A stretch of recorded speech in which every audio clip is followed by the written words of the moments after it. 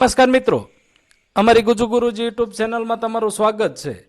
આજનો વિડીયો દરેક શિક્ષક મિત્ર, ખાસ કરીને આચાર્ય અને વાલી માટે પણ એટલો જ મહત્વનો છે કે ધોરણ 5 અને 8માં વર્ગ બઢતીના જે નવા નિયમો સરકાર દ્વારા જાહેર કરવામાં આવ્યા છે તેના વિશે વાત કરીએ।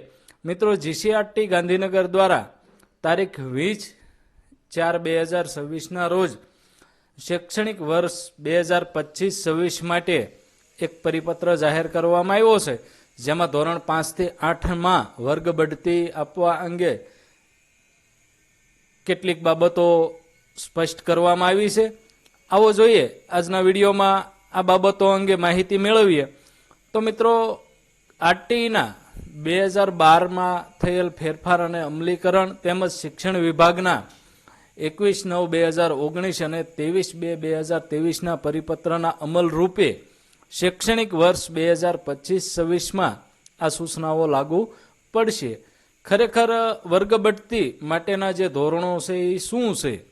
તો દરેક વિષયમાં યાદ રાખજો, અહીં ટોટલ ગ્રેડની વાત નથી મિત્રો। 6, 7, 8માં જે આપણે વિષય સિસ્ટમ છે તેમાં ધોરણ 8 અને 5માં પણ દરેક વિષયમાં A, B, C અને D ગ્રેડ મેળવેલ વિદ્યાર્થી હોય તો 5મા ધોરણ અને 8મા ધોરણમાં આ બે ધોરણમાં અત્યારે અમલમાં આવ્યું છે કે ABCD ગ્રેડવાળા વિદ્યાર્થીઓ છે તે આગલા ધોરણમાં મોકલવામાં આવશે અને આ છે એ શાળાકીય સર્વગ્રાહી મૂલ્યાંકન જે છે એના આધારે નક્કી થશે। હવે ખાસ ઈ ગ્રેડ મેળવતા વિદ્યાર્થીઓ માટે તો જે વિદ્યાર્થીઓ 2 કે તેથી વધુ વિષયમાં 8મું ધોરણના 7 વિષય હોય તો 7 વિષયમાંથી 2 અથવા 2 થી વધારે વિષયમાં ઈ ગ્રેડ મેળવેલો હોય, સરેરાશ તે બાળકનો C કે D ગ્રેડ થઈ જતો હોય, પરંતુ 2 વિષયમાં જો ઈ ગ્રેડ મેળવેલો હોય તો તેવા વિદ્યાર્થીઓને વર્ગ બઢતી મળશે નહીં।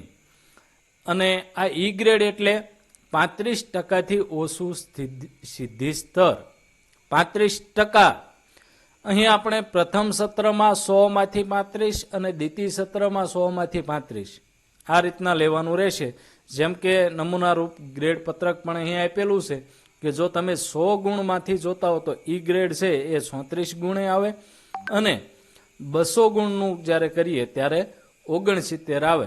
પરંતુ અહીં વિષય, દરેક વિષયની વાત છે, જે 2 વિષયથી ઓછા હોય તો ઘણા બધા શાળાઓમાં આવા પ્રશ્ન થતા હોય કે સાહેબ અમારે તો આ વખતે બાળકને 8માં અને 8માં રાખવો છે।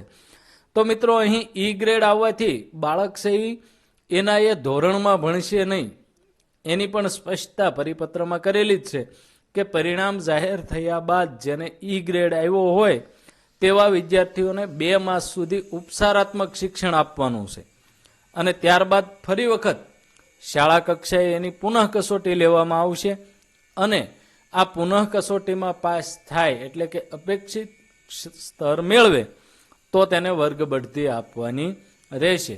એટલે ઈ ગ્રેડવાળા બાળકો છે એ એના એ જ ધોરણમાં કે નાપાસ થઈ જાય એવું નથી, એને 2 મહિનામાં તમારે ઉપચારાત્મક કાર્યક્રમ 2 મહિના સુધી ફરી વખત એનું એ ધોરણ ભણાવવાનું અને શાળા કક્ષાએ એની કસોટી લેવાની અને ત્યારબાદ ફરીથી એને વર્ગ બઢતી આપવાની રહેશે। તો આવી પરિપત્રોની સમજ અને શાળાકીય માહિતી માટે અમારી ચેનલને સબસ્ક્રાઈબ કરી રાખો। આપ સૌનો ખૂબ ખૂબ આભાર।